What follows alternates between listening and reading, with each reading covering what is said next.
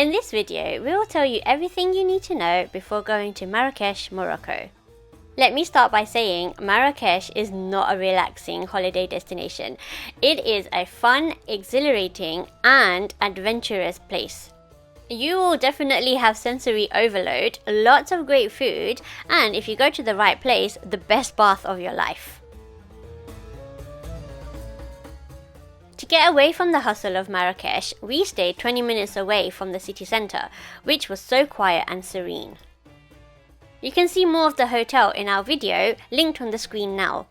If you want somewhere quiet to rest and have some chill time during your stay in Marrakech, we really recommend checking out the hotel and the location.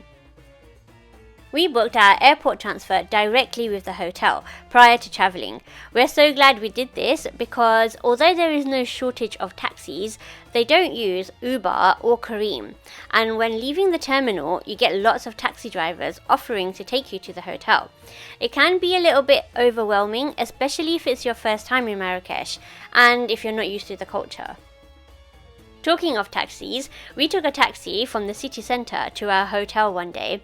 We didn't want to wait for the hotel shuttle service because I was so hot and I was feeling sick, so we hailed down a taxi. Before getting into the taxi, ensure they know the location they're going to, then haggle and fix the price. Otherwise, you may find that the fare changes, or the driver forgets to turn the meter on, or it's just overpriced. Agree everything before getting into the car. When we got into the taxi, I thought it would be a good break from the heat, but the car didn't have air conditioning. Opening the window also didn't help as the air outside was hot and stuffy. There isn't really a transport system in the centre and the Medina, so bring comfortable shoes and be prepared for lots of walking. Another mode of transport is the horse and carriage that you'll see in the city centre. I'll talk more about this later on in the video. Marrakech is the fourth largest city in the Kingdom of Morocco. It's located in North Africa and has a Mediterranean climate with hot, dry summers and mild winters. In the summer months, like when we went in July, temperatures can reach above 40 degrees Celsius, so make sure you don't forget your SPF, sunglasses and a hat. Also, if you are travelling in the summer, you might want to ensure your accommodation has air conditioning. We found that aircon is not available everywhere. The Medina is open air, which is great for walking around in the evenings, but during the day it does get really hot. A lot of restaurants also don't have aircon. They use fans, and the taxis, as I mentioned, may not have aircon as well. Whilst we're on the topic, we suggest buying and keeping a bottle of water with you when you're out and about. When you're in the depths of the souks, you will want to stay hydrated, but you can't always find a bottle of water. Also, keep some tissues and hand sanitizer with you. I found that in the restaurants, the tissues were not readily available, and you'll also want to sanitize after browsing the vast array of souks. Around Marrakech, you'll see Arab, Berber and European influences from the architecture, food and language. It is an Islamic country and it's important to respect the culture. Therefore, it is recommended to dress modestly by covering the knees and shoulders for both men and women, and public displays of affection is also frowned upon, so just be mindful of this. Owing to the culture influences, you'll find a lot of locals speak a combination of Arabic and French. English is also widely spoken. It's always nice to learn a few words in the local language. I feel like the locals really appreciate that. Words like shukran, which means thank you, la shukran is no thank you, and salam means hello, which is always a good place to start. Before going to Marrakech, we heard a lot of stories from friends who had visited, and there was a lot of mixed reviews about safety. There are a lot of stories of women being harassed in the Medina. However, we didn't experience anything like this. We had a guided tour of the Medina, which I'll talk about more later, but it was really helpful walking around with a local. He was able to communicate in the local language, and we also felt safer navigating the roads with him. Like any major city, there is a risk of pickpockets, so it's important to be careful with your possessions. Wear a crossbody bag, keep your bag closed and close to your body. Try not to wear valuables and always be aware of your surroundings. The Moroccan dirham is a closed currency, so you can only get money from the ATMs in Marrakech.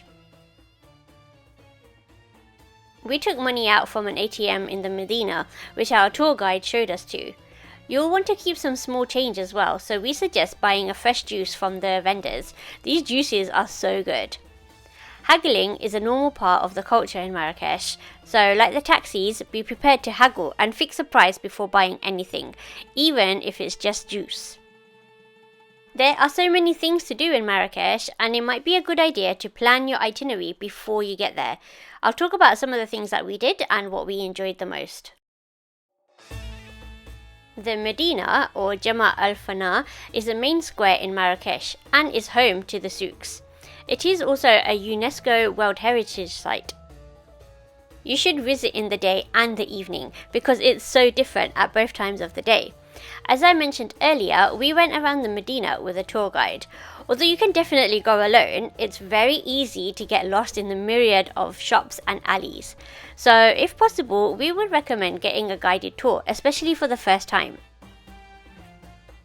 We booked our tour guide via the hotel and met him at the drop-off point.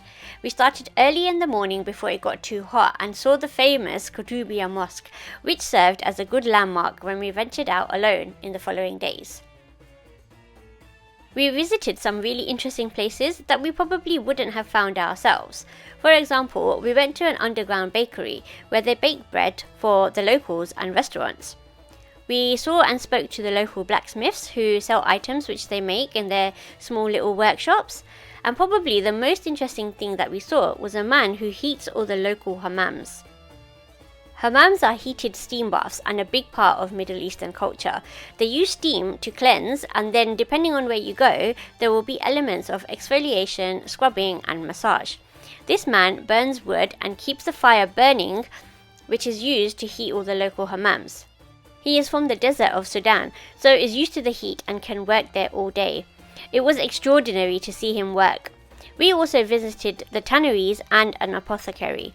Of course, there is plenty of opportunity to buy souvenirs, and they may offer you a tester before you buy anything. If you're not interested, just kindly say La Shukran and walk away. In the evening, and as night falls, Jemaa El-Fnaa transforms and you'll be mesmerized by the lights, smells and sights. You'll see snake charmers, henna artists, open-air cooking of local foods, and lots of food stalls cooking up a grill, which will fill your nose with lots of lovely smells. It's amazing, but be prepared for lots of crowds and noise. There's a lot going on.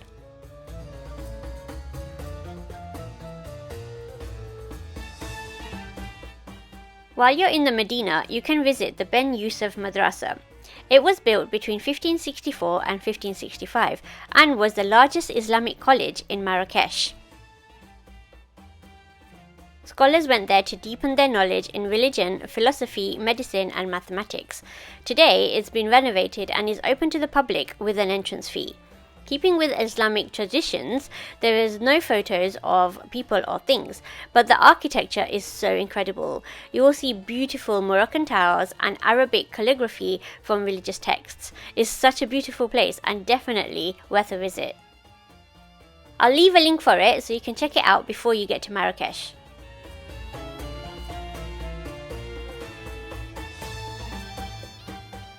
The horse and carriage ride is really cool. It's a great way to see more of Marrakech, but like anything, ensure to haggle the price and find out exactly where you'll be going and for how long. We used the horse and carriage to see the new town in Marrakech. It's like a totally different world, and we couldn't believe we were just a few minutes away from the Medina. In the new town, you'll find lots of high-end stores, coffee shops, hotels, and lots of supercars. They will also take you to other areas of the city, and you'll see the red walls, which is what give Marrakech the name Red City. We didn't plan this last activity, but we're so glad we ended up booking it through the hotel. We went on a hot air balloon.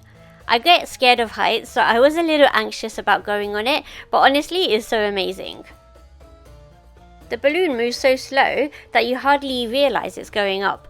It was an early morning start at 4 AM and we got to see the sunrise. Unfortunately, it was a cloudy day, but it was still a really good experience. As I mentioned, there is so much to do in Marrakech, and this is how we spent 5 days. We also managed to get in a couple of pool days, which was a nice respite from the hubbub that is Marrakech. We really hope you found this video useful and it helps you to plan your trip to Marrakech. Let us know if there are any questions in the comments and we'll try to answer them. Thank you so much for watching and we'll see you in the next one.